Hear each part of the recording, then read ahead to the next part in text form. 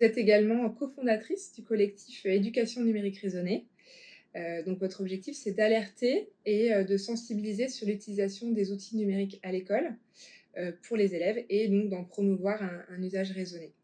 Vous avez à la fois fait un appel et une lettre. Est-ce que vous pourriez détailler les objectifs, portés par ce collectif? Oui, alors déjà peut-être d'abord un petit mot sur le collectif. On est une vingtaine d'enseignants et de personnels de direction. Je pense que notre initiative est très novatrice. On s'est créé en fait en janvier, il y a quelques mois seulement.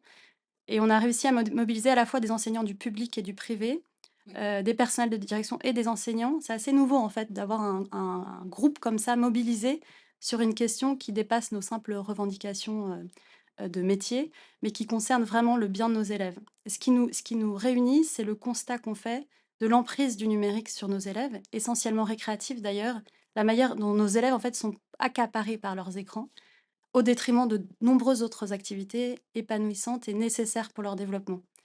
Donc il y a 5 points, les 2 premiers donc concernent le numérique récréatif. D'abord, on demande une forte campagne de prévention qui aujourd'hui est inexistante, pour instaurer un cadre dans les usages du numérique à la maison, en fait. On attend une démarche coéducative avec les parents. On entend, souvent de les dans enfin chez les médecins ou même, quelques campagnes quand même qui disent, «Pas d'écran avant 3 ans», ça on le voit un petit peu? Alors on le voit, mais c'est encore assez timide et souvent c'est cantonné aux âges, alors qu'il nous semble qu'il faudrait en fait un cadre, une vraie hygiène de vie, un peu comme la routine des 5 fruits et légumes par jour qui est vraiment Ouais. rentrée maintenant dans les mentalités. Donc c'est une 1 étape, ce serait la prévention, mais aussi de proposer des alternatives et notre appel, il demande aussi de, réfléchir à une vraie politique ambitieuse pour la jeunesse et le deuxième volet qui concerne plus le numérique éducatif, c'est d'abord le droit à la déconnexion qu'on réclame pour nos élèves, c'est-à-dire qu'on demande à ce qu'ils puissent travailler à la maison sans écran.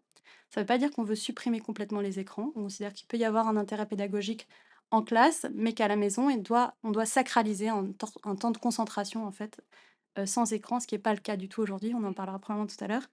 Et le dernier point, c'est de faire du numérique un vrai objet d'enseignement, en fait, une matière, un enseignement à part entière, ce qui n'est pas le cas aujourd'hui, où on a confondu, en fait, le numérique comme moyen d'enseignement pour d'autres matières plus traditionnelles, et alors qu'on considère que c'est des sciences et des enjeux qui doivent s'apprendre, en fait, à l'école.